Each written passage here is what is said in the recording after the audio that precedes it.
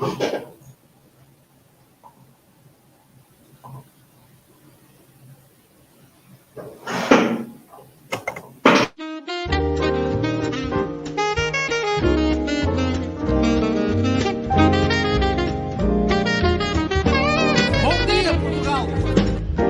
Portugal, there's a YouTube show full of fun facts you need to know.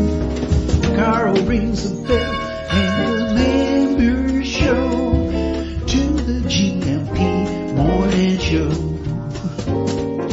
Featured guests will come and they will blow your mind. The audience will do so in kind. The little vanity mixed with some insanity on the morning show with GMP. Good morning, Portugal, and I'd like to welcome you to another fantastic day. Hey, GuMPers.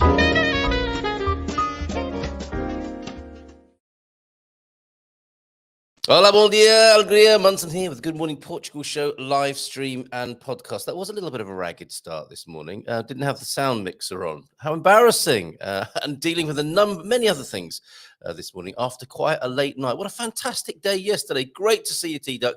Great to see you, Uncle Krusty and Claudia yesterday. Some of you in this gang will remember Uncle Krusty. Yeah, remember him. We were hanging out with the Ducks around lunchtime, and we were hanging out with the Krusties in the afternoon, which sounds kind of odd when I put it like that, doesn't it? And then up really late last night, me and Mrs. M are doing or resurrecting our Barefoot Broadcaster project. For those who like the kind of new agey spiritual stuff, that's how we met, really. I was doing a show of that kind called the Barefoot Broadcaster on something called Blog Talk Radio, which was really primitive technology in 2010. Some of you know the story. I saw the picture. I know someone told her she should get in touch with me to be on there, so she sent me a message. I saw her picture online, and I said, "All right, hoo-ah!" Got in touch, and I've got to admit that my motives were not only to get her on my show, but to get to know her a little better. Maybe I should put it like that. And I did. 3 kids later, and happily married and living in Portugal. It's amazing what can happen if you start a live stream, you know. That was the Barefoot Broadcast. We're resurrecting that. We're just about to go live last night at, I think it might have been 11:30. Because, yes, another thing that happened yesterday was doing that show, the webinar. It wasn't really a show. It was more of a discussion debate with Gary Austin. You might have heard about that if you joined us yesterday morning, about a bit of a pandemic post-mortem. Yeah, that does sound grisly when I put it like that. But just really a little bit of a wash-up looking at how our emotions can be triggered by what went on, what is still going on, arguably, with the pandemic. So Garvo chaired a fabulous and interesting, fascinating discussion around that yesterday at 9, and we were on for an hour and a half chatting. Some of you are here who are on that panel. Matty, good morning to you. Bom dia, alegria todos de Pombal Salera. What a beautiful day it is. Hope everyone is as happy as I am today. Yeah, Matty was there. Portuguese, Lord Gilchrist, of course, you'll know from here, was on there as well. And we had a great discussion. Who was that 4th member of the panel now? Matty, Lord Gilchrist. I can't remember it was me, wasn't it? And was it someone else? It was. I didn't remember myself there. So yeah, the 4 of us, including Garvo. So that was quite interesting. And we were talking about, what happens to how to manage your emotions being stirred up, which, I guess was part of yesterday's conversation in the morning, as it always is on a Mindful Monday. And then just as me and Mrs. M, because I was quite buoyed up by that discussion, we were going to go live at 11:30 with the Barefoot Broadcast, the all-new Barefoot Broadcast. We fell out a little bit, and we did a double trigger. She went into some stuff, I went into some stuff, and all the life went out of the room, and it was one of those awkward situations. I mean, everyone who's in relationships knows this, don't they? That, you can go, one of you can get triggered by something, and that's okay. And I made a little model, actually, which you can find out more about this on the show. But that was my very hastily put together Johari window, Boston Matrix, about what happens when both people are happy in a relationship. One is triggered, or the other is triggered, or both. That's the dead zone, isn't it? When both people are triggered. And I'm very proud to say we rescued ourselves from that silly sausage situation of both being triggered and pushing each other's buttons into having an intelligent conversation and getting ourselves back on track. And it was great. And we were up very late talking about that and doing our first show, which you can catch on the Barefoot Broadcast on YouTube. Anyway, look at today's show we've got for you. If you've been putting off writing a will, well, we've got just the man for you. Attorney at law Nelson Tereso. He's here at 9:30 as part of our departure lounge. Those of you who do not wish to talk about death, grief, dying here in Portugal or anywhere, just more generally, if that's not for you, that will be between 9 and 9:30 when Em Mamabear joins us to preside over her departure lounge. And we've got some top news to share with you in that spot. Come back at 9:30 if you don't like the idea of talking about death and dying, and you can avoid that bit and be back with us at 9:30 to hear about the practicalities of writing a will with Nelson Tereso, who I am delighted to be talking to with Em Mamabear at 9:30 this morning, in less than an hour's time. Thanks this morning then, attitude of gratitude. Thank you to the people who support the show. Most recently, Tracy, thank you for your support. Tom, thank you for your support. James and Baddy, all recent supporters. Some people have set up a nice little monthly membership to cover the cost of running the show, which we gratefully appreciate. And as the little children look at me and say, Daddy, is it baked beans again? Because not many people have supported the show this month. And I say, yeah, kids, enjoy your beans. Then other times there's meat on the table, which won't go well for our would-be vegan supporters. But you know the the point I'm making. Daddy, have lots of people supported the Barefoot Broadcast? No, not sorry. That was the other show I just talked about. Have lots of people supported the Good Morning Portugal shows? Yes, they have. They can be proud of themselves, and you can fill your little bellies tonight. Do that at goodmorningportugal.com, folks. A Swede in Portugal is here. Oh, it's you, Anna. I thought we had a new Swede here. Not that I'm disappointed by that, but I'm thinking, hold on a minute. A Swede in Portugal and VRSA. That's got to be Anna, and it is. Wayne is here. Yes, please bring the ambulance tomorrow to the meetup, Wayne. I shouldn't make light of that situation of your little community there over there at Porto de Mos. Jean's in, the Ancient Mariner. Yes, just listening in today as otherwise preoccupied. Yeah, I mean, hopefully this, I mean, maybe you can give us marks out of 10 of what it's like to listen to as a radio show only rather than getting involved in the visuals. I tried my best to balance that. And Mrs. M is quite the mistress when it comes to making sure that people on the podcast don't get missed out. So thank you, Mrs. M, for that. Ian, T-Duck, with more on the iconic Portuguese trams this morning in the Ugu Nunu section. James, Matty, Deagle, Andy Klein, great to have you back. Look at Andy's news. Good morning, everyone. It's Paperwork Tuesday ahead of CEF meeting Wednesday. I know of people who have had successful CEF meetings. I don't know. They haven't given me permission to say that, but we know that it's possible in the last couple of days that people have sailed through that, Andy Klein. So good luck to you. Tomorrow's CEF meeting for you, and glad to see those recent trials and tribulations are behind you, and looking forward to your next video on the Expat Journey channel of yours. Andy Klein, good morning to you, and to Lola. Sarah also in this morning, and yeah, Gary, Carl, Matty, and Lord Gilchrist. That's who was on the and I shouldn't say this because Em doesn't like it, but the information war. She's here. She's getting limbering up already. That was the name of the discussion last night. And it was an interesting one. It was an interesting one. I did get triggered. I could feel my responses in my body, but it was a great opportunity to give my, as we were saying yesterday, my tuppence halfpenny, my two penneth. Coach Turner's in. Bon dia Gumpers had a lovely evening with Rebel Mama, who must be over there in Blighty last night, which purely by chance started in a fantastic little blues club. Wow. Blues in the snow. Is it still snowing there, Coach Turner? Great live music and good company. What could be better? I'm not sure if there is anything better in life than good company and good times, right? Isn't that what we're here for? That's what I was saying last night on Gary's debate. Good God Squad tip of the day then for any form of running, whether a gentle jog or a full-on sprint, it is important to generate bounce. I thought that's what I could read. Who doesn't like a bounce first thing in the morning, and who doesn't like a little bounce in the morning? You read my mind there. So generate a bit of bounce when you're running. Yes, okay, that's interesting. Trainers. I know that you've had things to say about trainers before now, Coach Denner.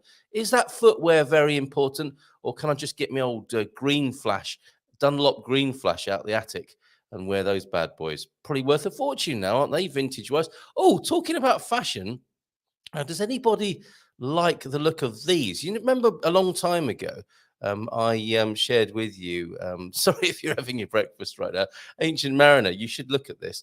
I shared those fabulous creations from the catwalk quite a long time ago now, didn't I, of men's fashion, that we wondered if it would ever make it to the high street. Will these ever make it to the high street? Jeans that look like you've peed your pants are the new trend, but why? Absolutely. Why, oh why, oh why? Simplistically living, would those jeans be in any way attractive to anyone? I don't know, but just I thought I would share it with you to see if you can make any sense of that. Or do you think the world's going completely mad when you see something like that? Bon dia, alegria, GuMPers from T-Duck with a deep thought. Life is not a matter of holding good cards, but of playing a poor hand well. That'll be Robert Louis Stevenson. Thank you very much. The Scottish. Oh, talking of Scottish, what would we call them? Geniuses. Genii? Those many geniuses. The genius in the plural. Neil Oliver, listening to his love letter to the British Isles. Neil Oliver here. I think the world is going crazy. And he, in his amazing fact from his podcast, Love Letter to the British Isles, about 300 years ago, during the Scottish Enlightenment, I mean, he was talking about the Scottish Enlightenment, okay? And 300 years ago, it was quite the place to be, Edinburgh. And people then, only 300 years ago, thought that the world was 6,000 years old. And a cleric had worked out that it had been created at 6 o'clock on a certain day in October or November. And that was, if people thought about it at all, that's what they were told to think at that time. And a lot of them thought that as a result, that the world was 6,000 years of age. Now, I'm not knocking those people. I'm just saying that have we got a parallel in our own time like that? Because we can laugh and mock and point back 300 years, can't we? And say, ha ha, those silly people thought the world was 6,000 years old. And actually, I don't know if it is or not. I don't know that it's 4,600 million years old, as I was told when I worked in the Geological Museum, in the Natural History Museum in London. I used to turn on the exhibit that told people, I was part of the propaganda machine that told them it was 4,600 million years of age. And how they got to that, I don't know. And maybe one day we'll laugh at that. You see, that's the point I'm making. I'm not laughing at people 300 years ago. I'm saying maybe we'll be able to laugh at ourselves soon or in the future. So Robert Louis Stevenson was a Scottish novelist, essayist, poet and travel writer. He is best known for works such as Treasure Island and The Strange Case of Jekyll and Mr. Hyde. Bom dia, GuMPers. Feliz terça todos. Como vão as coisas? How are things? Asked James. And Portuguese are the saying of the day, moving from the greetings of James to now a Gloria sem inveja. Thank you for your correspondence, Eurico. Eurico. I asked Philomena how to say it, and I immediately forgot. I'm so sorry. I'm going to go with Eurico. There is no glory without envy. And thank you for your links, Eurico, to the Beirão, Liqueur Beirão. And I'm rather in trying to figure out how to say your name again and freaking myself out about that. I didn't do this justice. No a gloria sem inveja. There is no glory without envy. What? Is that saying that envy is a good thing? What does that mean? Do you have to be envious or jealous of other people's situations in order to generate some glory in your own life? Is there something lost in translation with that, I wonder? Or is that really what Portuguese people think? Portuguese people here, please comment on that. Ugununo, yesterday we learned that early trams in Lisbon came from the US, the Americanos, of course. But the most famous tram in Lisbon, the number 28, is actually British. God blimey, governor! I'm getting a chance to do all my accents this morning. These are the Americanos. Look, the open trolley bus, I think. Weren't they called trolley buses? Or are they called trolley buses in the United States? The Estados Unidos. Museo de Cariche, there you will see the old Americanos. And they look a bit wider, actually, don't they, than the Brit 28 style. Isn't it lovely when I've stood on that corner there, on that hairpin bend. That is a fabulous part of, is that, I can't remember what it's called. Tell me what that's called, please. That part of Lisbon there. And is that one of the 28s? It could well be. And look at it. It's got the Beirão liqueur on the front of it as well. That is a fantastic trolley, the iconic trolley or tram of Lisbon there. Let's find out more about it while we have that on the screen. Thank you so much, T-Duck, for this. The picturesque yellow trams were built in England in the 20th century using polished wood. Who doesn't like to polish a bit of wood first thing in the morning? And chrome. They're also known as elétricos in Portuguese. Not the Brits or the Engleterras, but the elétricos. The best value is the 24-hour ticket, which currently costs €660, is valid for unlimited use on trams, buses, and the metro for 24 hours following first validation. Terms and conditions apply. And that is great value, though, isn't it? To go around on the trams, buses, and the metro of Lisbon for a mere €6.60. Pick that up at I think you can get that in most of the metro stations, can't you?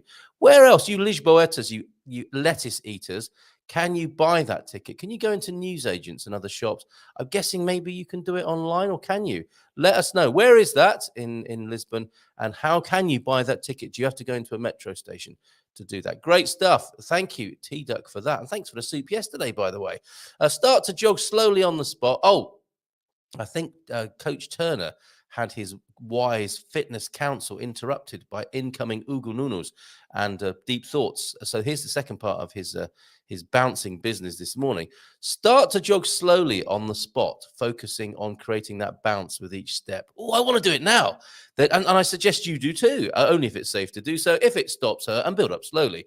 Then once you have achieved that start to move forward, this will take a lot of practice to bed in, but not do it in bed. Well, you could do it in bed. This will take a lot of practice to bed in, but persevere with the bouncing, okay? Your running will improve hugely, and you'll be more efficient and less injury prone with that little bit of bounce. That's got to be good, isn't it? A little bit of bounce. Okay. I want to also ask you this morning to show us your natas. I'm going to take the picture of the 28 tram off, and we have a new feature. Show us, hashtag show us your natas. I'll show you mine. Oh, no, not that picture of me in my Pride Mankini. Who put that there? What I meant to show was this, me yesterday enjoying a nata, showing you mine, as it were, in Caldas da Rainha yesterday in the beautiful Dom Carlos Park. Where I sit in the Dom Carlos Park, and I feel like I own the place, given that we share the same name. Dom Carlos Park, this is the Smash Cafe, and I was moved to write a little review about it. It's near the tennis court. Smash Cafe, get it? And that your running will hugely improve, and you'll be more efficient and less injury prone. Is not connected to what you see on the screen in front of you. What I'd love you to do, and who doesn't like to take a picture of their natas first thing in the morning or any time of the day, and hopefully send it to us, and we'll stick it up on our Facebook group or immortalize it here. Thank you for those dad jokes as well, by the way, T-Duck. We'll come to those later on in the show. Nelson Tereso might like those, our man who's going to guide us into how to make a will and maintain a will here in Portugal. Well, there's my nata of yesterday. Please show us yours as well. Now, I did write a few things down. All right, tonight and tomorrow, we'll come to that later. Okay, start to jog slowly. Should I leave the picture of my nata on the screen whilst talking about physical fitness? I don't know. It's carrot and stick, possibly. Start to jog slowly on the spot, focusing on creating that bounce with each step.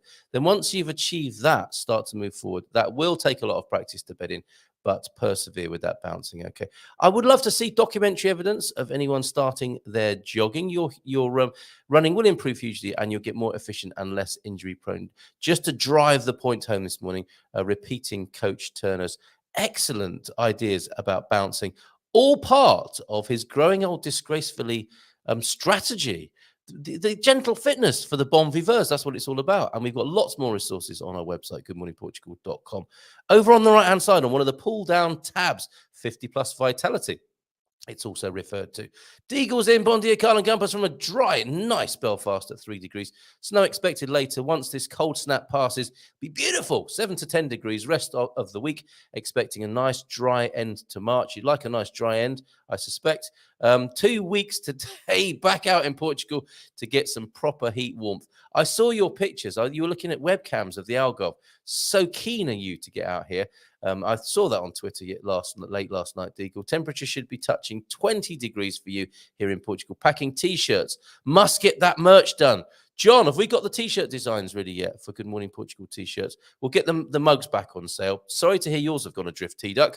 But anyway, And we'll get some more on sale for the people who missed that. And some people were quite disappointed to miss that. Oh, other merch, not mine. Look, my boy Digby wanted me to show you this. Look at this lovely tin of Portugal sweeties. A lovely little tin, a little metal tin of sweets, which you can use for snuff later, or postage stamps, or some other old giffer type thing. But when you open this up, oh, he's eaten them all. No, he hasn't. He left me a couple. Inside this very thoughtful little box are red. I don't know if you can see that. Are red and green sweets. Isn't that lovely? Let me just spin it around that way. These aren't my own merch. Oh, they're dropping out all over the place now. But there are little red and green tic-tac style sweets in there. And that's a lovely little box. I can't even remember where we got it from now, but picked it up as a point of sale thing. Nice little bit of Portuguese merch right there. Show us your natas then. Get those pickies in, please. 913-590-303. As good a place as any to share your wonderful shots of your natas. Oh, talking of sharing shots, I did ask you to send in your Guess the GuMPer pictures, didn't I? We haven't done that for a little while. So let me do that right away. No, that's not one of them, is it? That's the lady outside the Almada Forum. We have done that one. Yeah, of course, that was James, wasn't it, as a baby? Who's this pair here? I can't even actually remember. I don't know myself. So the person who sent me that picture will have to tell me who that is. Look at that. There with their sibling, I suspect. Or like back in the day, you just got piled in with loads of other kids, didn't you? Probably for your mum to give you chicken pox or something like that. Oh, the kid down the street's got chicken pox. All right, that's it. We're going down for a chicken pox party. Right, to sit in there in the pram and build up your immunity next to little Joey, who you don't like or know very much, but it's going to help you with your long-term health. Who is that? Sorry, made myself cough there. Who is that little beauty there? And actually, I don't know which one the GuMPer is, so I'm going to need some help. Who sent that picture? And which one of the babies in that picture is you as a GuMPer? Here's another little baby. Oh, look who's that GuMPer there. That is a delightful picture. Who is that? Hoping to meet them soon. There's a little clue for you. And who's this lovely couple? A few years ago, 1 or 2 years ago, and don't you love a picture? That you can tell that's probably 80s, 90s. Oh, actually, it does say on there. I was going to say, isn't it wonderful when you can see? I didn't see that all of the date was etched onto that, but there was a time when cameras would etch the date onto the picture. There you go. It's the 21st of May, 21st of May, 96, in beautiful 90s photo color there. Who is that couple? With their LED date burned onto the photo there. Fantastic. So who's that couple? Who's that baby? Who are these babies? And which one of them is a GuMPer? And which GuMPer? It's quite complicated. But hopefully that GuMPer is watching this morning. Fabulous. Where do we get to in the chat before we welcome Em Mamabear McGowan for the Departure Lounge, talking about death, dying, and grief, and all that kind of stuff openly, because no one else will, or not many other people will. Orico is here. Fantastic. Bon dia, amigos. Thank you for your correspondence. Really appreciate it, Orico. And Sarah's in as well. Sarah Yerman, thank you for being here this morning. Share the link to yesterday's show from Garvo Hirka. Matty, I am trying to present a show here. I've got 1 or 2 things to do. I imagine you're just sitting there barking commands at me like that. You get the link and stick it in the chat. Flipping heck, mate. Do you want me to organise your diary? Oh, you do sometimes, don't you? Cheeky rascal. Jean, hola, bom dia a todos. Saudações daqui do ensalado, mon carapacho. The Portuguese is coming along nicely there, Jean. And the Ancient Mariner we heard from earlier on. Just listening today, as otherwise preoccupied, you say. Shall we guess what that international man of mystery, so-called biscuit designer, is up to this morning? I wonder. He says he's in northern France. I think it's a cover for something else. Let's guess, shall we? Let's create some scurrilous rumors about that rascal, the Ancient Mariner. He'll love it. Bon dia, everyone from 3Ps in the Pod, who was also in attendance last night. Bye, Randy. Bon dia here for a good time, not a long time. That's what I'm going to start saying when I arrive at places. I'm here for a good time, not a long time. Off out shortly. Don't call me that, please. Not in front of everybody. Bye, Andy.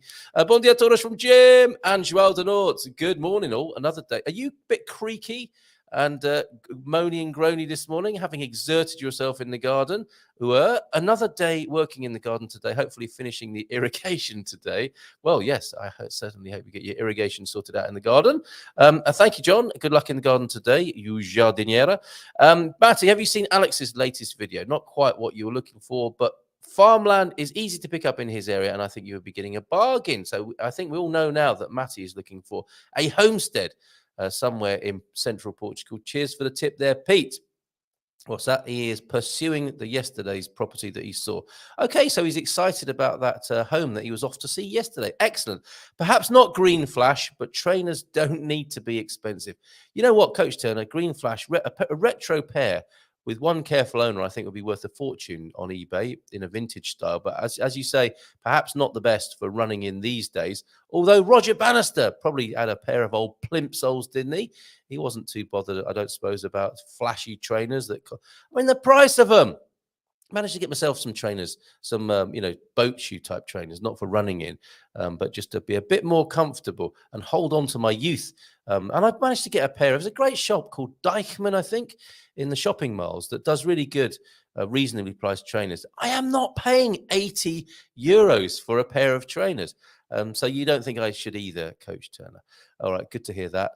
Wayne, off to the bank, carpe diem, to drain more savings to pay for house things. Don't cause a run on the bank by pulling out your money like we see going on in the United States. And we might talk a bit about this with Mama Bear this morning. You know, there's grief around that sort of thing. There's grief in them, the monetary hills. So I think that's something worth talking about this morning and how people are feeling about this. But not a bank run in Portugal, hopefully. Off to the bank to drain more savings to pay for house things. Sticking it into the economy. Good man. It's diminishing so quickly, but we're happy investing it here. Yeah, well said. Bon dia, Carlito. I think that might be our man in the Mino. I'm triggered by those pea pants. Now, if you take that out of context, you could find yourself in a lot of trouble. Alfama, I think, is where the 28 bus is. I was going to say that, but sometimes I think to myself, believe it or not, sometimes I do hesitate before I say things, and that was one of them. I was going to go for Alfama, but I thought to myself, no, Alfama. Is it Alfama? Yes, and I think it is. You're absolutely right. Natas under pressure. Ding, ding, ding, ding, ding, ding. Garvo, great job last night. Take a look. It will go quick. Great house with 3 floors and no damp for 15 grand. You see, you can still buy property in Portugal for 15K, 3 floors, no damp. Pete, can we have the link, please? Can I take a picture of my natas after polishing the wood? Who is that? I am not going to dignify that comment by reading it out. Can't show my natas as they contain lactose, which I am intolerant to, so I won't eat them at all. Have you got old natas that you can't eat, just going moldy on the side? What a terrible waste. I'll have to report that to the Portuguese Society of Cruelty to Natas at this rate, Matty. And I'm sorry to hear about your intolerant natas. Well, you could say I am nata intolerant. Nata, the nada. A good little stream there yesterday, Garvo. No need to worry about reading out loud. You did a great job. You did, didn't you? It was fantastic. If you get stressed about it, deep breath. Absolutely right. Spot on. A bit of public speaking coaching there from Pete, who's done a bit of it in his time. That's by Randy. That's by Randy. Is it, though? Who are we talking about? Is that by Randy? Is that by Randy? Or is that by Randy? You're going to have to be more specific, I think, with that. Thank you very much for that guess, though. Excellent stuff. Can't share links in here. Only you. Oh, okay, that's why you were asking me to do. Have we still got that, Garvo, in the... Maybe if someone could send it to me on WhatsApp. Yeah, that's right. Give me another job to do. Bon dia todos. Antonio F is here. Good morning to you. Antonio, can you tell us if that makes any sense to you, that earlier Portuguese saying of the day? Where is it now? Let me find it, because I think I want to get this cleared up actually this morning. It is the Portuguese saying of the day, which was, where is it? Where's it gone? Oh, there we go. Now a gloria. Saint Invasia. There is no glory without envy. Can you make some sense of that, please, for us?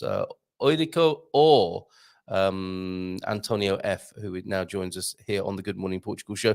Also joining us on the Good Morning Portugal show this morning, right now, just after 9 o'clock in the morning, here on the Portuguese mainland, it is Em Mamabear McGowan. Let's give her a nice big round of applause.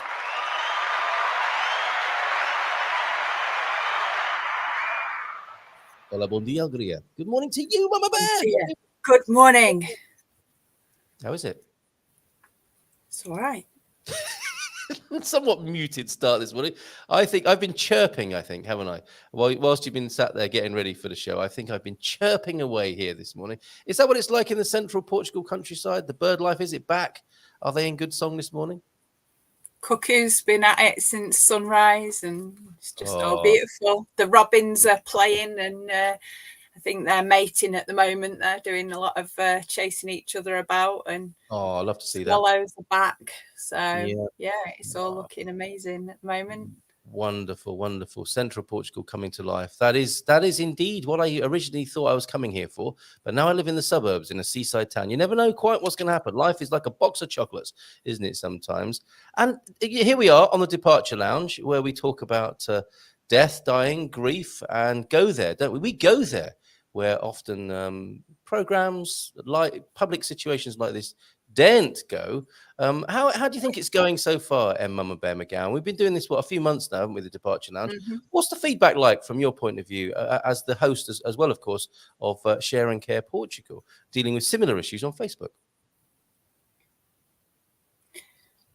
I find that people are grateful to listen, but I would like more interaction, because they message and say, oh, it was great that you talked about this. We've been able to come to whatever, or thanks for the direction and things.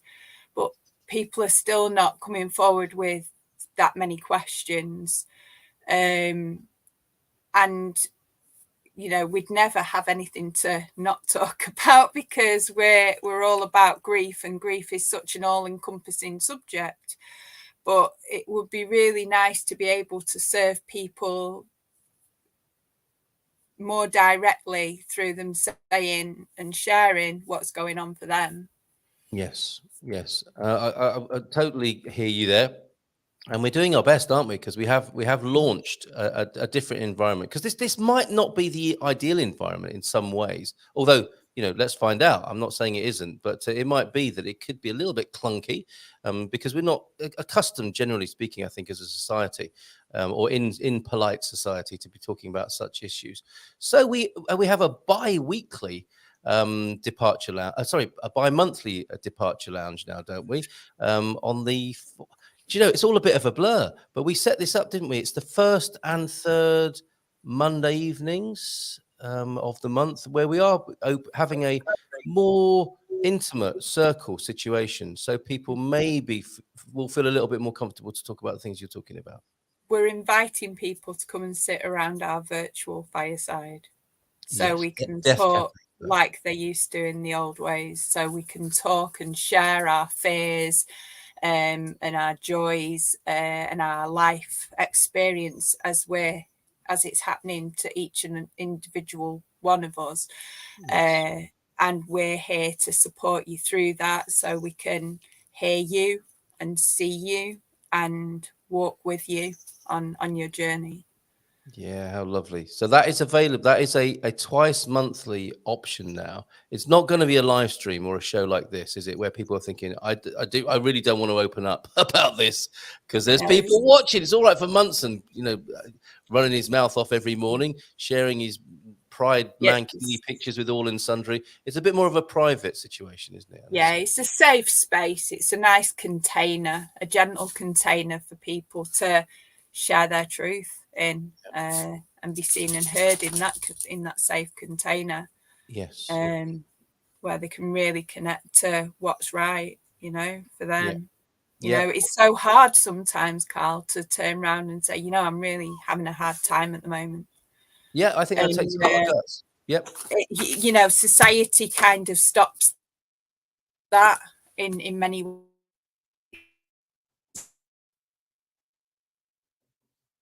We're having a little bit of a problem with you. And you don't have to put a brave face on. You can show up without your brave face, without your mask, and you can come and share your truth, and we will sit there with you, and we will hear you, and we will honor that. And in that space, may you find some kind of sanctuary, really. What a fantastic way of putting it. Yeah, superb. Okay, so that's twice a month, isn't it? And I'll make sure we get the visual up about that and remind everybody about what time that is. Is this Batty here with us this morning? It is. Batty's wanted to walk across the keyboard and he wants to go out. So there you go. You can say goodbye to everyone, and then I'm going to put you down. You're popping out, Batty. But I love that grin when you tickle Batty's chest there. We get that lovely little grin. Fantastic. He's So there you go. Smiling. We have a life and death cafe twice a month. If you want to join that in a safe space kind of way to talk about anything that's bothering you, not just life and death and grief, but we don't shy away from any of the big issues there. Mamabear McGowan is with us, believe it or not. Oh, there she is. There we are. I thought maybe this morning something that's perhaps on the agenda, or something that I've certainly been reminded about, Em, with the situation in the in America at the moment with the Silicon Valley Bank. It's like, I don't know if you've heard about this, because I think you live in quite a rural idyll, off grid in many senses, and there's a little bit of jitteriness about the financial situation and what the run or closure of a first bank, and then I think a couple of others, I think it's fair to say, or true to say, are causing a little bit of a jitteriness. And then, this sometimes causes people to think of a prepper mindset. I think I need to be prepared for what might be coming as a result of this sort of thing. And again, I don't want to sound too negative or gloomy and doomy, but at the same time, I don't want to hide away from some of the things some of us are thinking about. And some have moved to the countryside, have they not, in Portugal? Some pick it in Portugal as a place to get away proactively from the potential precariousness of modern There is always many mindsets, and with many mindsets there's many directions, and we're all unique human beings, so we can't really base one or even generalize, because there's that many different people and types of people, and who are here for that many different reasons. We just can't generalize. Many people just come to Portugal because they want to give themselves a new identity, and that's grief with the thing we've lost, and life choices, because things can be easier for people when they have less work to do. Some people come to Portugal or move abroad for some peace, to find some peace, to leave the rat race, as it was, and leave that life behind of 9 till 5 and come here and look for something else. Now, with the banking situation, from what little I know of it, it's basically people reacting from a fear base. So with money, many of us have a lot of things going on where we have memories connected with good times and bad times with money. Now, the human negativity bias reminds us mainly of the bad times, so we can try and avoid it and keep ourselves safe. So whenever people think there might be a shortage or someone's going to take, it creates what's called a lack mentality. And that reminds them of all the grief that arises when they were missing something. Maybe they were without food, without connection, without ways to get about. And what we're dealing with when people run and stash and hoard, where people go and come from that fear base, is people coming from a place of extreme fear based on what society's told them. The world's full of conspiracy theories and apocalyptic films and things like that, where your mind possibly jumps to the worst case scenario because it's trying to protect you and keep you safe moving forward. Yeah. So that's what we're looking at, really. But so looking at that from that perspective, everyone's going, oh no, we're all going to be suffering in some way, and people are behaving as they are. It's a really good time to think, well, where's this resistance coming from? What is it within me that is activating this, What is it in me that's making me feel this way? And we find there's a heck of a lot of work to do on ourselves that'll help that doing the work will help us prevent ourselves from getting caught up and going the same way. Because what happens is when you have a crowd, like they call it the sheep, they follow the herd, don't they? So you've got all these people who are then scared because they're watching telly, right? And telly's telling them to be scared.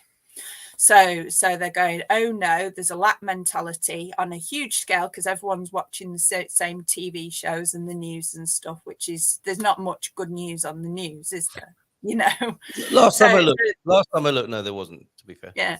So they've got this fear base, and then they're all acting from that, and they're all feeding each other. So energetically, it's that two wolves story, isn't it? Which wolf are you feeding? And everyone keeps feeding the angry, scared wolf instead of feeding the other wolf, which means that there's a massive imbalance in the behavior of society due to the thought base. Sorry, I could go really deep on this, but I should shut up now before you. No, you're here to go deep. It is. We should call it the departure lounge when you join us once a month here on a Tuesday morning. But I was just fascinated by this because I do know that, you know, and it was part of my motivation for moving to Portugal was to get to reduce my exposure to the craziness of the world, and to find myself a quiet little pocket of central Portugal to live a more peaceful, less vulnerable life. Now, as it turns out, it can actually be quite vulnerable living in central Portugal anyway, can't it? And you make a really good point about, and this is what came up last night actually with Gary's discussion, is, you know, the final question of the evening was what to do when you find yourself triggered or emotionally. It's quite easy. It really is quite easy because everyone's being triggered and activated by something. Something's getting us caught up. It's like there's a whole lot of fishermen out there with the lines, or fisherwomen, and they're all catching plenty of us. You know, most of them have sacked using a rod and are using a rather large trawling net and getting us all caught up in the to-do. Industrial scale. Yeah. So the truth is that we shouldn't be following the herd. Right. We should be living our authentic truth. While we're following the herd mentality, whether we're for or against, what we're doing is we're caught up in our own righteousness, which causes separation. The last thing we need in society these days is more separation and divisiveness. Yes. You know, we really need to tune into our truth. And the only way we can do that is turning inward and tuning into what our body's actually telling us. Our body's leading us in the right way. Why do we feel scared? Why are we trying to keep ourselves safe? What feels safe for us? Whenever we're feeling our body telling us, don't forget our body is our loyal consort. It has been there since we were born. It will be there till we make that transition out of here, until we drop our bodies and we check out. And during all this time, our body is telling us somatically, is telling us physically, saying, I'm hurting, I'm hot, I'm cold, I'm stressed, I'm hungry, I'm tired, I need change. You know, it's telling us all these things. And when we're feeling into our body, oh, I'm feeling really uncomfortable with this. All we have to do is turn inward. Why are we feeling uncomfortable with this? What is it that we can do about it? Take our power back. Don't look for someone else to save you. Don't look for someone else to fish you out of the water. It's time to turn inward. And when we turn inward and embrace our truth, that will lead us right. All pathways lead to the top of the mountain. It's up to you which you choose. You can stay there with the herd mentality. You can be for, you can be against. It's still separation. It's still divisive. It's what's more right. Ram Dass says this. What is more right? Is it free or right? What do you want to be, free or right? Now, I'd rather be free than right. I genuinely would. I don't want to be caught up in everyone's BS. I'm being very well behaved there and saying BS. Well done. Well done. You know, because blaming is BS. Blaming everything else, and someone else is saying that I'm a victim of whatever's going on around me, We don't have to be victims, Carl. We can take back our power, and we have that choice to take back our power and do something about it and make a change. We have that power. We have that ability, every single one of us. Yes, this is what was so fascinating for me anyway about last night's conversation with Gary, is that whilst it appears to be going on out there, what we think and opine about what's going on out there, it's all a proxy, it occurred to me, for what's actually truly going on inside. And are you suggesting then that the triggering, I think the word somatic, what we feel in our bodies as a result of incoming data is the gift to us that might give us the freedom you're talking about. So it shows us, it shows us, doesn't it, where we're stuck, trapped, traumatized. Yeah. And so one response to it would be like, I don't like this feeling. That's what happens. That's disassociation. Okay, tell us more about that. Okay, so what happens is our body is trying to, so basically we're living in our survival brain. So you know how our brain, we kind of have a whole lot of different parts and it works in an amazing way. Well, we have our survival brain, which is like a little fist that lives at the back here, and we have our prefrontal cortex. Now, when we're in fear, we're in our survival brain, which is all about safety. It's only when we're able to bring ourselves back to center that we can engage the prefrontal cortex. This part of our brain doesn't work when we're coming from a fear response. Yeah. So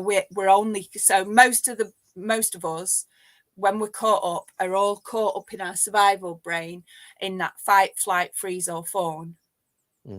Okay. So when we're in that state, the first thing that we drop is our logic and reasoning, because all we want to do is stay safe, Which is a completely understandable response. Yeah. So what we're doing that way, isn't it? Yeah. So we're disassociating from everything else. We are disassociating from everything to stay safe and to return to what we think is safe. The thing is, yes, it worked when we were like Neanderthals, and it worked for our human evolution up to a point. We're now so evolved as human beings that we are so capable of tuning back into our prefrontal cortex through things like meditation and mindfulness. Like the Buddhists and things have been doing this for a very, very long time. And people called it woo-woo. The indigenous Americans, they were sitting there and they knew all this, and they could sit there and from a higher perspective, totally connected with Great Spirit, and go, yeah, okay, I see this. I see this, I understand this. I don't really want to get involved in this at all. They saw it happening. They understood the importance of karma, our karma. People in India would call it karma yoga. So it's how our actions, our thoughts, our actions, everything we do has a consequence. So back to the wolf story, what are we feeding? Which one of us are feeding? Got a little bit of a break in your. Okay, yes, so you're dropping out. Exactly how it should be. You're dropping out occasionally there. No, not a problem. You're back now. Let's have a look at a few of the comments that are being prompted by what you're sharing with us this morning. Matty saying that I don't take both wolves. Well, I take both wolves into my house and educate them properly. Winky emoji there. Excellent. I don't watch the news or read newspapers, says Tabitha. Fewer and fewer people seem to be doing so, and like you there, Tabitha, with that. So your net analogy, a trolling net, an internet-y of social media and influences on us. Fear has been a very potent weapon of control lately. Long-term exposure to stress and fear has its consequences. And I think, generally speaking, within the collective consciousness of people, normal life, it has been quite a harrowing time with quite a lot of fear being used and thrown about. Fear is used as a means of control, says Tabitha as well. Sarah, good morning to you, Sarah. Great to see you here. And you, Tabitha. Yes, don't follow any herd. Just visit sometimes with 1 foot and observe. Sounding like an elder there, Sarah, with that advice. Thank you very much. No disrespect intended. Had a quick glance at Alex's video. Okay, this is for people who do want to buy those homes and move to central Portugal. But then again, with what Mama Bear's saying, you might want to look at your motives. If it's fear-based, I love that. I would definitely rather be free than right. It's the same as that old saying, isn't it, from the Landmark Forum? Do you want to be right or do you want to be happy? And it's a hard one. It's a hard thing to get over sometimes. But I think there's a lot of truth in it. If the owner this is not the spiritual. If the owner will accept my offer, this isn't him talking to his soul, is it? The owner of his soul. It's the owner of the property he's talking about. I've seen a lot of military people with PTSD, says Gary, and I see a lot of similar reactions in people these days, and totally out of scale. Well, that's an interesting observation, isn't it? Where perhaps it was in the realms of the military that you would see that sort of behavior, and now it's generalized in society. That's amazing, Gary. Ancient mariner, don't trust the evidence of your own lying eyes. Not all paths lead to the top of the mountain, Em. Some go over a cliff. Try taking back your power when approaching free fall velocity. That's when those limbic systems come in, I suspect, there. Yeah. And that's what they're meant for, right? When you're in those, if you're getting mugged, some of those old animal responses might be quite useful, but we don't need them all the time, do we? The difficult question is how we can turn inward, but at the same time, be looking after each other also. We'll come back to that because that is a great question. And I know you do that, Em. Conclusion, we can post links, but they don't convert to hot links. Thank you, James. Very, very kind of you to share that tech point with us. Happiness is an abstract concept. Contentment is the key. Okay, so we've got a little bit of semantics going on as well. And that's a nice little bit of input from you, Tabitha, this morning. Nice to see you contributing this morning. Coming back to Garvo's point there then. It is a question, and it's a difficult one, says Gary. How do we do that turning inward? So we've considered that this morning. If you are triggered, if you're having a response to something, an emotional response to something, that can be treasure, gold dust. That can be a gift, can't it? To look at what might be some point of grief or difficulty or blockage for you. How can you do that and at the same time be looking after each other also? Okay. Well, the first thing is we can only ever work on ourselves. Our karma's our own. So other people's choices and actions are their karma, particularly adults, not children. Children are dependent on us. But when it comes to fellow peers and adults, it's really important how we concentrate on ourselves and stop trying to be right. We can allow everyone to be right and get on with their own thing and live with their own karma. And if we feel obliged, maybe we can say, well, do you feel that that's right for you? And invite them to think about something differently. By looking at things in ourselves and turning inwards, taking ourselves back to center and finding our safe space, then we can hold space for others. What we end up doing is we end up triggering each other, right? That's exactly one of the issues in society. You've got this person saying they're right, this person that's saying they're right. So that person's upsetting that person, that's upsetting that person. You've got separateness and a division, right? Because they're so stuck in their righteousness that they're not meeting, and they're not just sitting and, they're being reactive instead of responsive. Now, if one of those people start working on themselves and really turn inwards and work on their own stuff, they're less triggered or less activated by the other person, which means that they're more capable of holding space. They're more capable of helping those people heal and supporting people on their journeys. Yeah. And that's the important thing. So we want to, if we're being activated or triggered in any way, we need to learn to come back to center so we can feel safe. Yes. Yes. Then we need to be looking at how to work on ourselves and work on all these things where we've got resistance in our lives. Only then can we then really hold space for other people. Otherwise, it's the blind leading the blind. It's just people in one big state of fear, triggering each other left, right, and centre, and causing more divisiveness. As we see, and that can happen so easily with the social media situation we've created. When people get triggered, they tend to double down, don't they, and want to be right. and an unholy fight can begin. And the technology is set up perfectly for that to occur. I came up with this last night. I don't know if you heard earlier on, me and Mrs. M had a row before we were starting to do a live stream, and we rescued ourselves out of it. But what you just said, I think, is also in this little meme that I hastily created. The world that might be quite functional is the top right-hand corner, and they may not even be in the same box. It's like you go about your life being free, I'll go about my life being free. That's ideal, isn't it? And then in the top left and bottom right-hand corner, you've got one person triggered, and you can hold the space for them. And then quite often it would seem in that bottom left-hand corner, you've got both people being triggered there, and that's quite a dead zone. That's a difficult place to be in, where you've got that's the two mice in the bucket, isn't it, standing on each other trying to get back out of that place of triggering.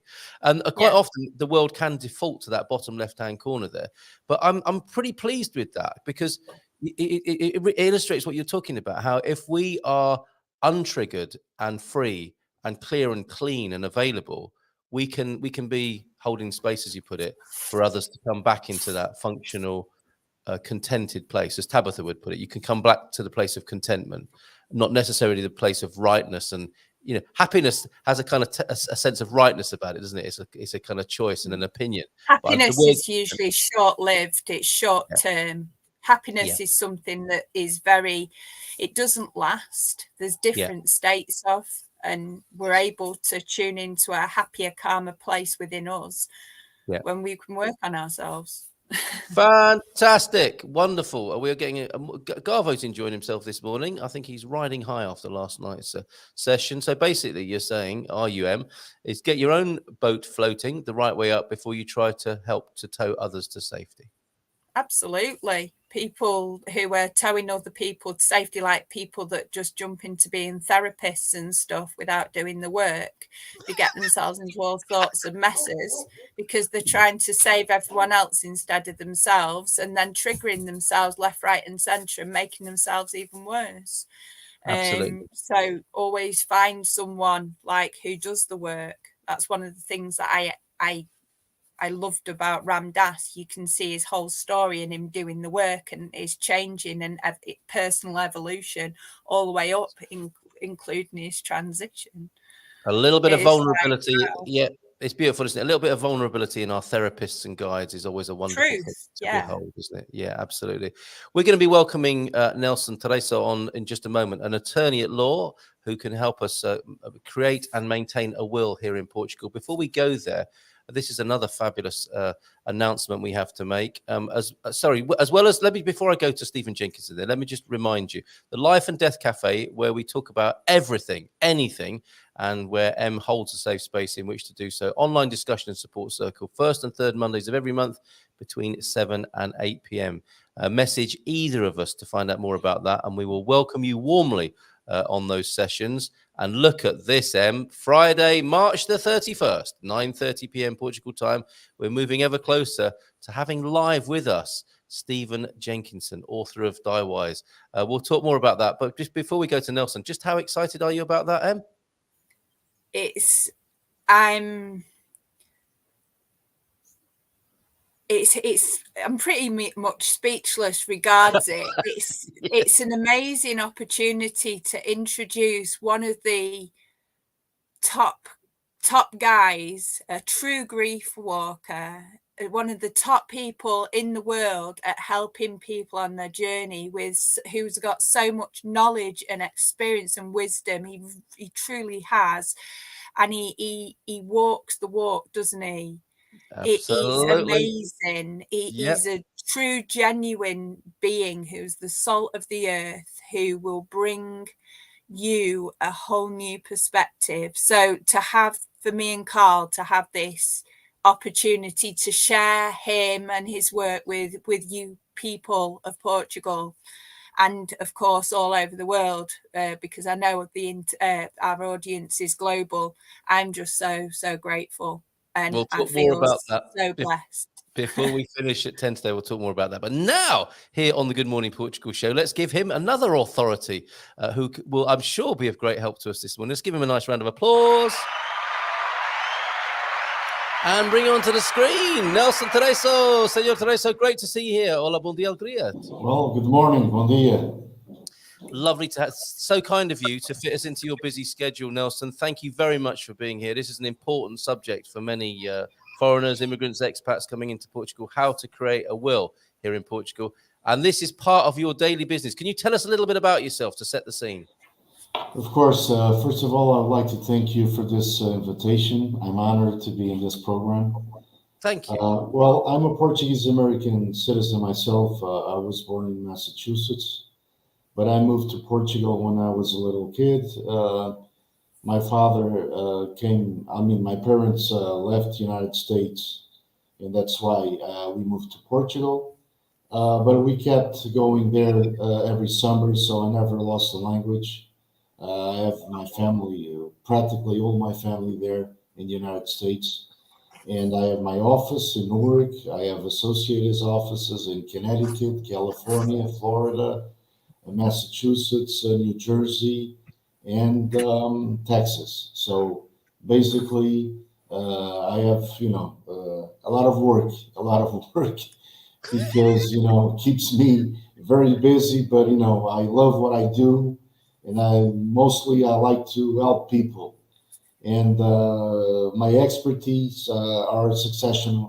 One of my expertise, if not my main expertise, is succession law. Okay. All right. And what does that mean exactly? How that's to do with wills, but also from passing wealth and assets and estates on from one generation to the next? Well, succession law has to do with everything related to someone debts. So wills, estates, divisions, legal formalities to comply with every time that someone passes away. It's everything connected to someone's passing. Let me put it this way. Okay. And we've already had a comment in. Is it true then, Nelson, that succession is quite complex here in Portugal? Not really. I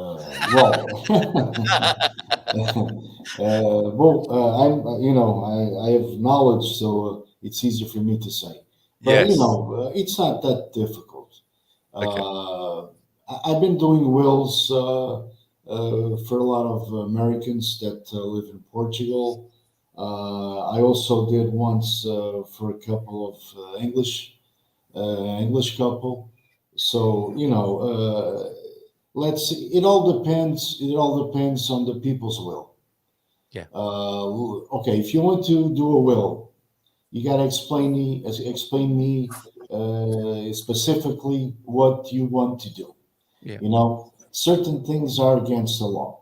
For example, in Portugal, you cannot disinherit 100%. You cannot disinherit a son or a daughter fully. It's not allowed by law. Only 1/3 or half if it's the only child. For example, in the United States, it's totally different. You can disinherit in full without any reason to justify that. Yes. Well, that's the stuff of movies, isn't it? Where they have that scene where they're playing a videotape or whatever, and in my will, I don't leave anything to him or him. So we've got that, haven't we, as a kind of meme in our minds of how that works, but not so in Portugal. You cannot cut people out of your will completely here in Portugal. No. Which I think is fair. I think the law is balanced.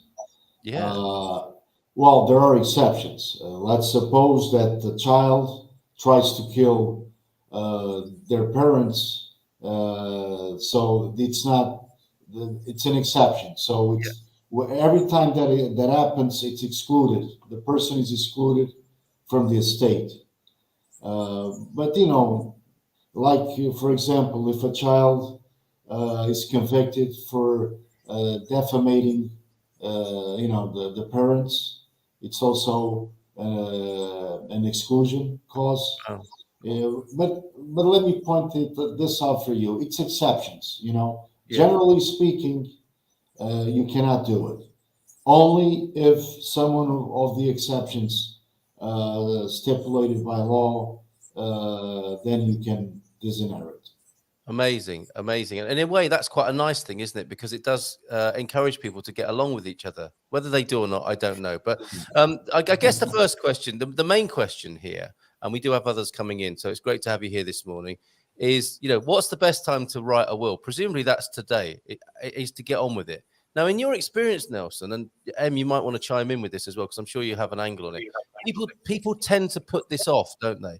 That's not a good idea, is it, Nelson, to keep putting it off? It's not a good idea. I wish lots of health to everybody, but it's good to have a will. What I've been seeing these last years is people look, at the wills with more caution, with more, let me put it this way, they think differently. 10 or 20 years ago, people didn't care about wills, but now they care about wills. They want to establish their will as far as the funeral is concerned, as far as the estate is concerned, as far as legacy is concerned. So people are giving more importance to the wills. And so, it doesn't matter if you're 50 or if you're 60 or if you're 35, because we never know what can happen. Today we're good, tomorrow we can be dead. So, it's always good to have a will, prepare the will with time, but it's important to have a will, because if you don't have a will, well, the Portuguese law will apply, but, the will as your mark. I want to give that 10,000 euros, for example, to a good friend of mine. If you don't have a will, that can be done, So it's important for people to write their wishes on the will. Okay, and we'll get more into that process. Em, did you want to ask or add anything there? Yeah. Could you please explain to people what happens when you don't have a will? What happens to your assets? Well, it's a good question. If the person dies in Portugal, so it all depends if it has a spouse, if it doesn't have a spouse, only children, if he has no children, it all depends. If he is married, the main part of the estate will go into the spouse. And then the rest will go to the children. And the children is divided by them. So if there is no spouse, then it goes directly to the children. If there are no children, goes to the siblings of the person that passed away, and so on. It all depends on each case. I see, and that's why we have people. I found it fascinating here in Portugal that where I'm from, Nelson. If somebody, like, it's another movie scene. If somebody rings me up, a lawyer I've never heard of, and says your auntie died, you've inherited a property in the Peak District, I would be delighted. In Portugal, I'm not sure that's the case. It's like, oh no, I've inherited another property from me and my cousins have inherited another property from an auntie we never saw. And so that's what happens. It's like a pecking order, an ecosystem. It just keeps moving out to the family members, and they can become more and more remote. But you can end up being one of several cousins because of this system who jointly owns a property somewhere in central Portugal, for example.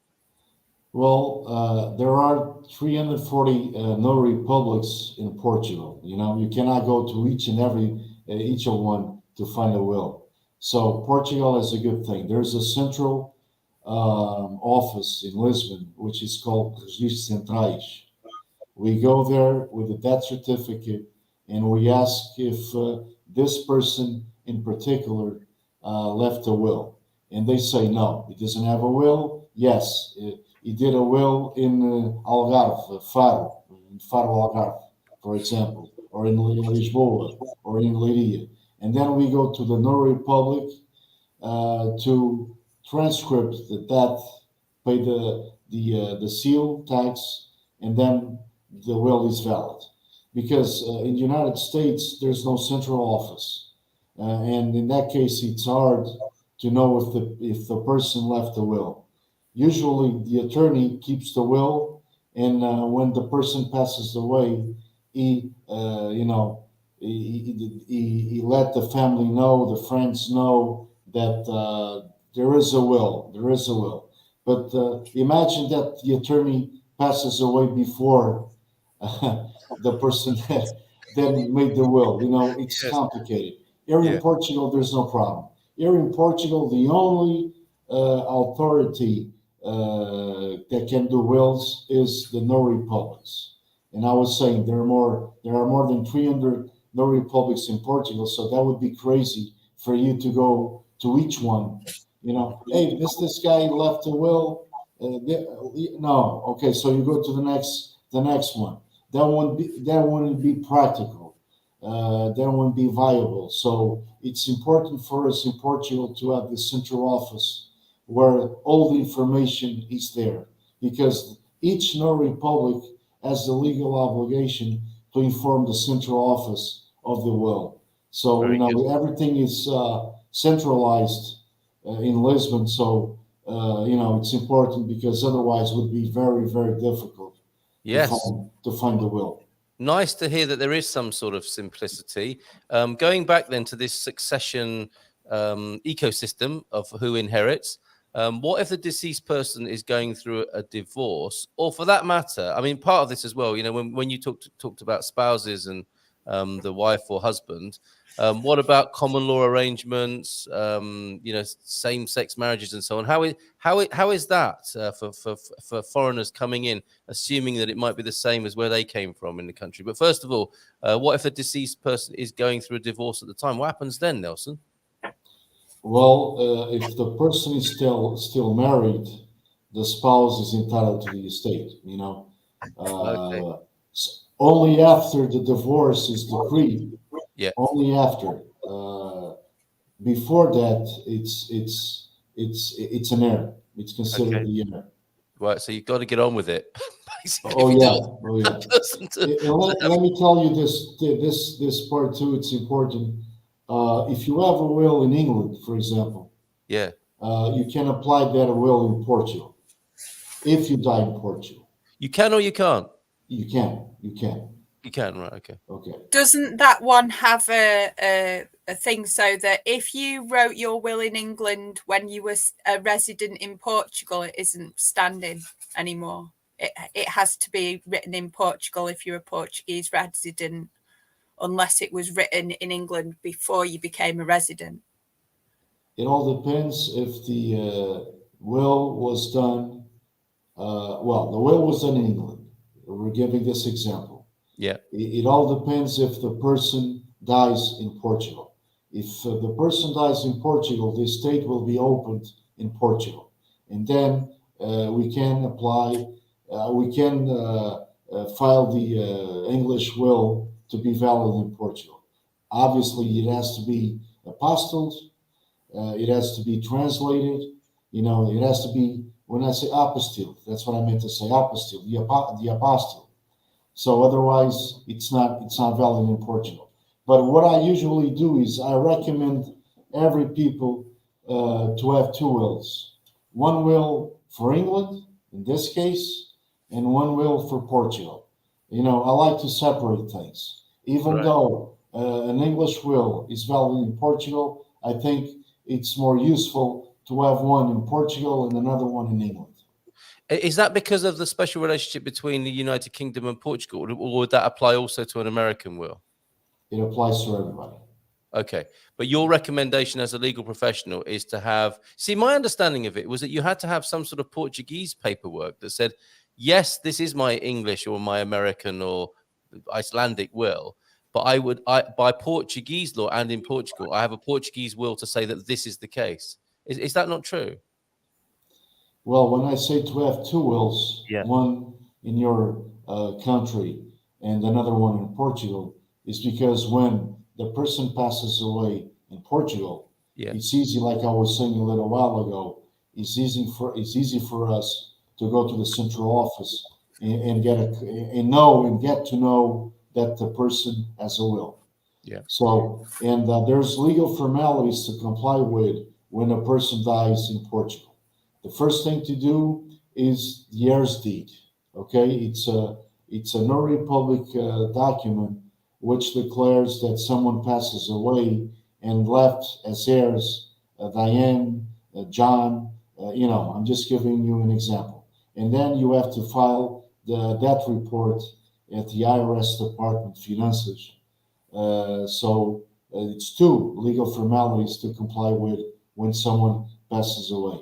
And when you have those formalities concluded, then you can divide the assets or not divide the assets. Some people, because they have a good relationship, like a father to a son, for example, they don't want to divide. They want to keep the estate that way. So if not, there must be a division. Some divisions are amicably, others go to court. When the heirs don't get along, when they have conflicts, when they have different ideas about the division of the estate, then that goes to court. There's no other way to take care of the problem. But like I was saying, it's important for everyone to have two different wills, one in England or in the United States or in Canada, and another in Portugal. Obviously, if there's no Portuguese will, but there is an American will, we can translate, get the will apostilled, and then make it valid in Portugal. So yeah, I've been doing several times with Americans, mostly with Americans. But it sounds as though having a Portuguese will is preferable because it would stop that extra paperwork bureaucracy. Because at this time, I'm sure you'd agree, Em, this is a time in our lives and at the end of other people's lives who we're related to that we want the least friction and difficulty possible. So that's your recommendation there, is to have a will of your original country and to create one here in Portugal as well. They kind of cross-reference each other by the sound of it. That's what I advise people to do. Yeah. Okay. Just to clarify on the divorce thing, is that at the nisi or absolute stage of the divorce? Absolutely.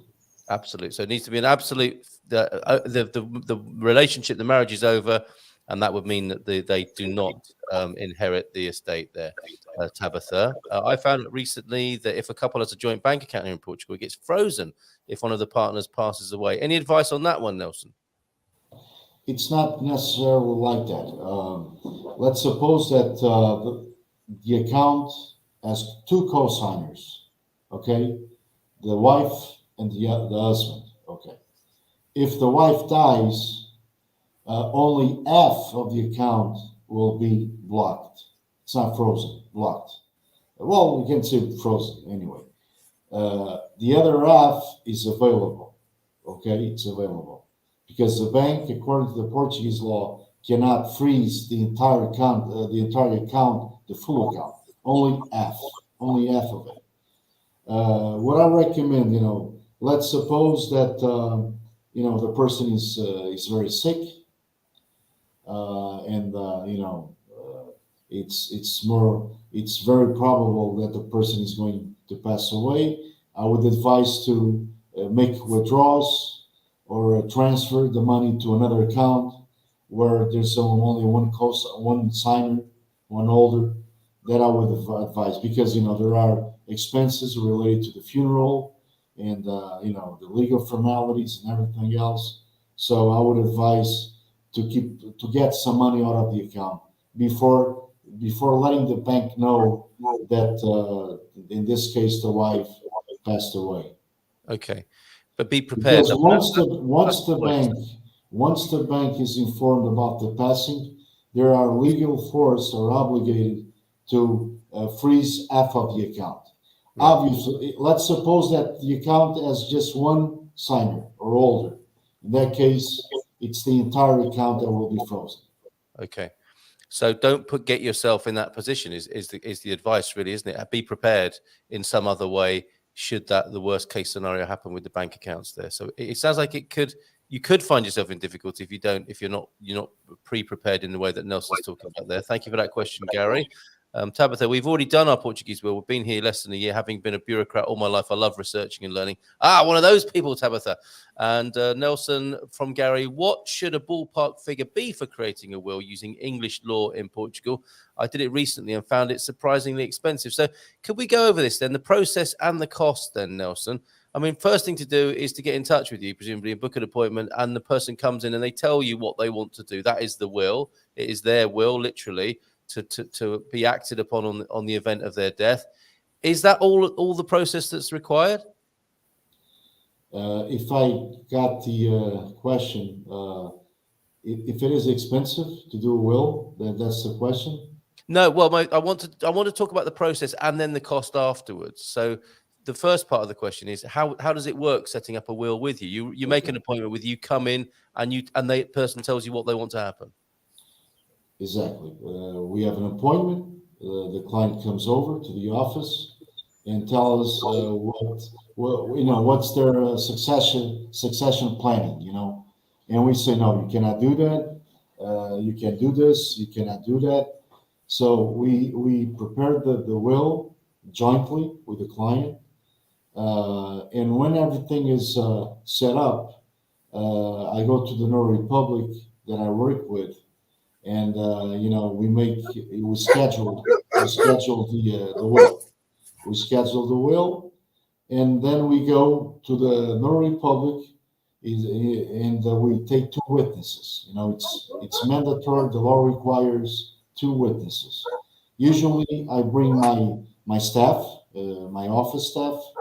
They're always witnesses, and then the person signs, and the will is done. I keep a copy, and the client, in this case, takes the original document, and then we pay, and the thing is done. Obviously, it's not expensive. It's not 20 years. Obviously, it's more than 20 years, but it's not expensive. It's not a fortune. Let me put it this way. Okay. It's not a fortune. A few hundred euros for per person, or is that what we're talking about? Yeah, I would say that. Okay, all right, and presumably, and that's why Gary's asking for ballpark, because it will vary from person to person because of varying upon the complexity of their requests. And you can be quite complex, can you? You can. I mean, what are some of the, without giving obviously anyone's identity or anything away like that, but I mean, what are the strange things people ask for in wills? We have all kind of clients. All right, fair enough. Yeah. Maybe I can own that and share with you. Can I do X, Y, or Z? Like you were saying, there are wills, more complex than the others. Yes. Our wills where we predict the funeral, because some people want to be cremated, other people want, regular funeral. Some people want specific flowers, roses or, specific flowers.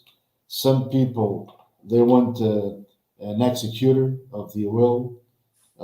They want someone to be responsible for the will's compliance. Yeah. We have legacies, like I want to leave to a good friend of mine 20,000 euros. Mm-hmm. So that's a legacy.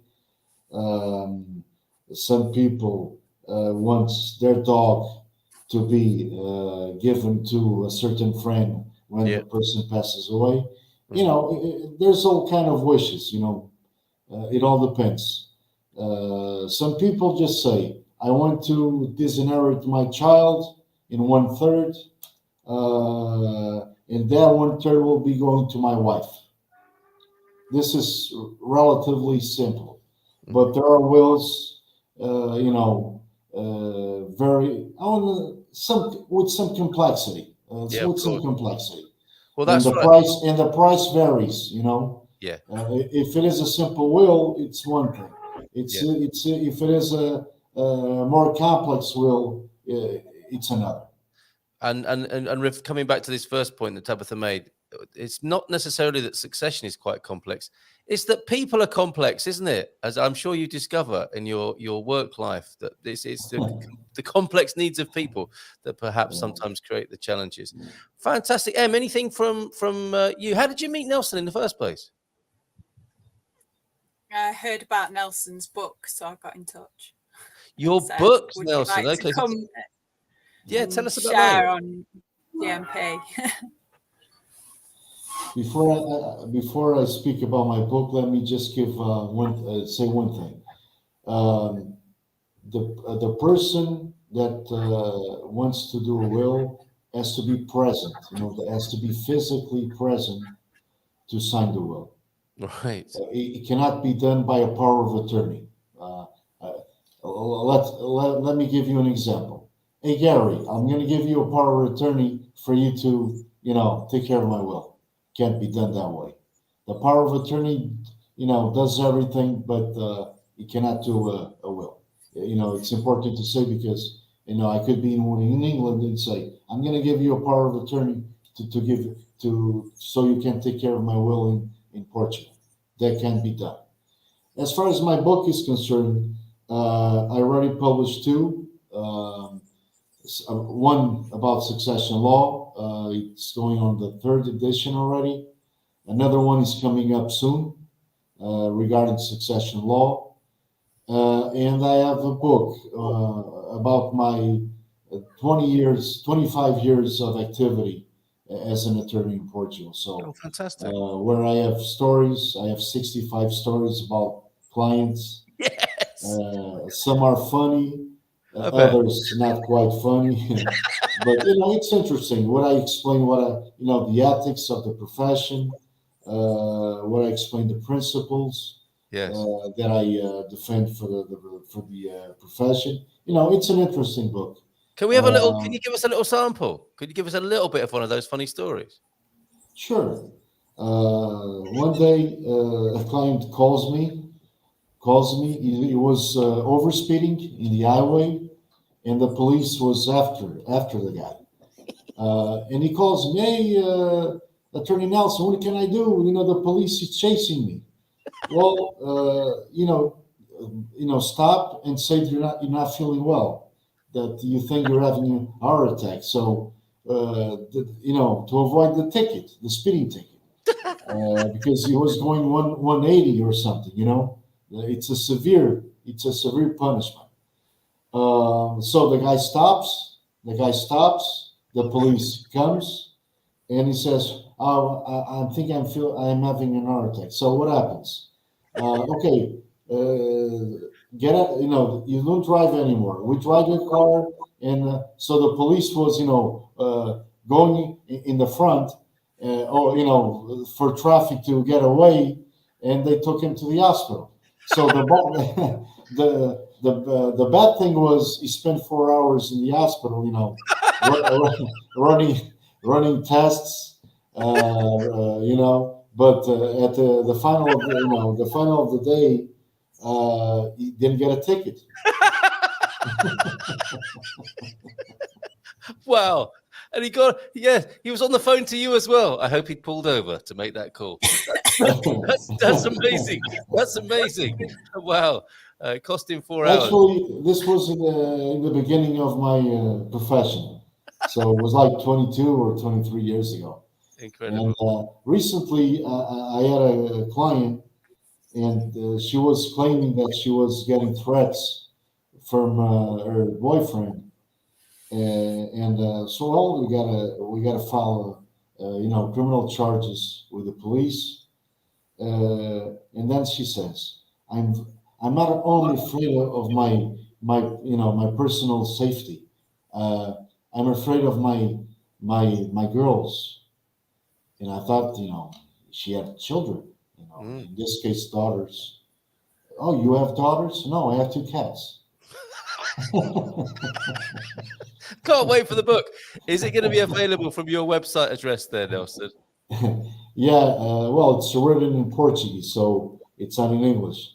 You can find the book at FNAC, Almedina, Yeah. FNAC. There's FNACs everywhere, so maybe. You can find the 2 books there. Oh, wonderful. And they're in Portuguese, so people can practice their Portuguese. Maybe we can get you to do a podcast and we can hear those, because you've got a great voice and a great accent. It'll be lovely to hear those stories as a podcast. Great talking. My pleasure. Will you come back and do another kind of legal clinic with us another time? Because you're a fantastic guest. It's been great having you here this morning. Sure. My pleasure. Thank you. I know you've got to go. It's 1 minute past 10. I told my hubby that when I die, I don't tell anyone. Just park me on our terrace. He wasn't amused. That cannot be part of the will, can it? Illegal things like that cannot be part of the will, however hard you try. So, Tabitha, no, not on this occasion. And I'm not surprised your partner wasn't amused by that. Nelson, thank you so much. You're welcome. My pleasure. All right. I will make sure people have got the link to your website. And have a great day. Thank you so much for being here. Ciao, ciao. My pleasure. Nelson Tereso, then. Let me just make sure you've got that link, everybody. All you need to do is give him a call, and you can start that process of writing a will and getting off speeding tickets as well, of course. with Nelson, they were a fantastic story. But I think we covered all the questions. Thank you, Em, for introducing us to Nelson. We have greetings from Namina as well. Apparently, when Nelson was talking about disinheriting a third of the will, it came up as turtle. And that again, I'm seeing all of these things in my mind's eye as scenes from films. Like when Nelson said, you have to be there in person. It's like wheeling somebody in with a wheelchair and holding their hand on, like you see in films. You do want to sign this, don't you, Granddad? Granddad! It's just incredible. And here, it coming out in a carry on wills or whatever. I do not want my child inheriting my turtle. What? Granddad, you need to take your medication. So finally, the Global Nobles are here as well this morning. Em, we need to wrap up here this morning, don't we? Should we return to this wonderful news about Stephen Jenkinson? Because we've got that and we've got the Life and Death Cafe, haven't we? But this is the news coming up. 31st, end of the month, talking to Stephen Jenkinson. That's a big deal for us, isn't it? And we'll make sure that people, other followers and admirers of his work will be able to ask their questions as well. Have you got any questions in mind yet that you're going to be asking Stephen M? Mm-hmm. But you're not telling us now.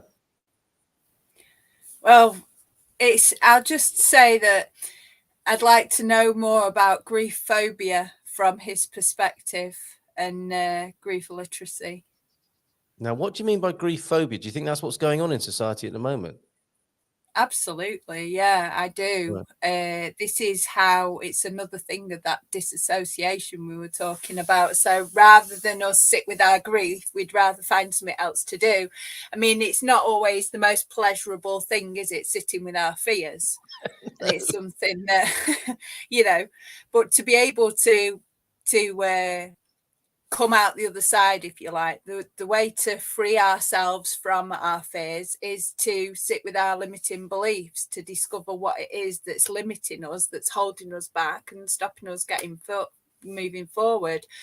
And the grief on such a wide scale, there's so many people that aren't sitting with it. They'd rather give themselves something to do rather than even just sit and allow it to be. So rather than allow something, they're just giving themselves more work to do.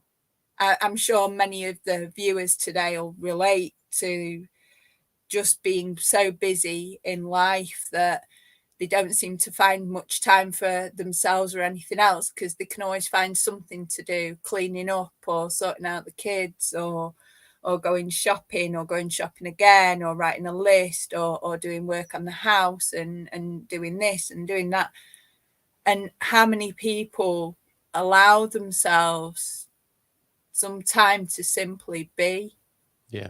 And that's all connected to us being too scared to sit with the thought of dying, the thought of loss, the thought of change. Which you might call grief phobia. So we'll be talking to Stephen about that. And of course, if you want to join us to address these or similar issues, we have our Life and Death Cafe, which we're delighted to share with you. First and third Monday of every month between 7 and 8. It is a supportive and closed circle. It won't be a webinar live stream like this where you'll be scrutinized by members of the public heckling and trolling you. This is a closed environment, right? And this is completely safe and like a non-judgmental, easygoing and upbeat and occasionally going there. It's fine for people to get upset to talk about anything they want to in this particular space, which I think makes it pretty unique, quite frankly. And I thank you, Em, for bringing that to our community. And that's something that is available twice a month now. And get in touch with me or Em, whoever you feel most comfortable with, to be involved in that. Both of us will be there. It's a conversation I feel moved to have, and I'm delighted that you offer that opportunity, Em. So there we go, the Life and Death Cafe, and coming up at the end of the month, Stephen Jenkinson. Tonight, it is the Portugal Business Club. We go from the sublime to the ridiculous, don't we, here on this show? I will be going through my big old moan about how Portugal, great place to live, horrible place to run a business.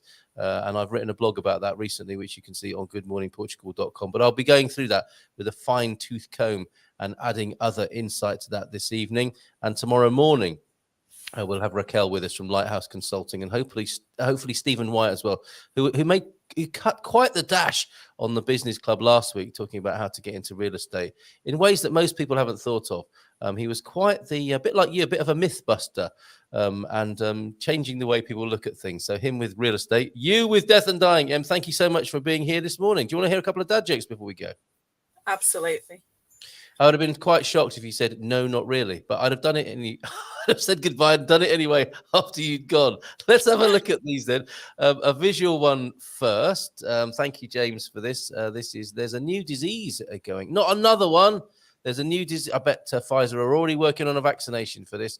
There's a new disease going around that makes you forget 80s music. Nobody knows the cure. That's awful. James, what were you thinking? And from T-Duck, when I get to work, I always hide because good employees are hard to find. Yes, that was me at work. Of all the inventions over the last 100 years, the dry erase board is the most remarkable. I don't get it, do you? The dry erase board is the most remarkable. Okay. Ouch. And it takes guts to be an organ donor. Oh, we haven't talked about that yet. That seems like what could be part of our conversations, doesn't it? But thank you, T-Duck. Takes guts to be an organ donor. Em, thank you so much. Final words to you. Stay true to yourself, feel into your body, and find your way forward to free yourself from fear.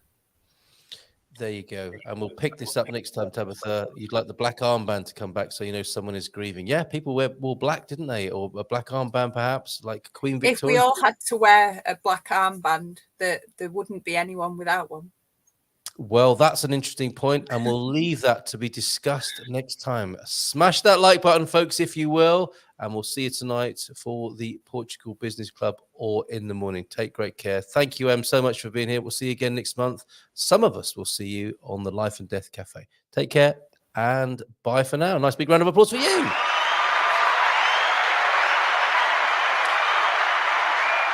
And our little outro as well, if I can find it. Yes, here we go. Ciao, ciao. Love to the dogs and those robins, those naughty little robins. Lucky robins, says Garvo, that are trying to mate there in central Portugal. Bye for now, everybody. Have a great day. Ciao.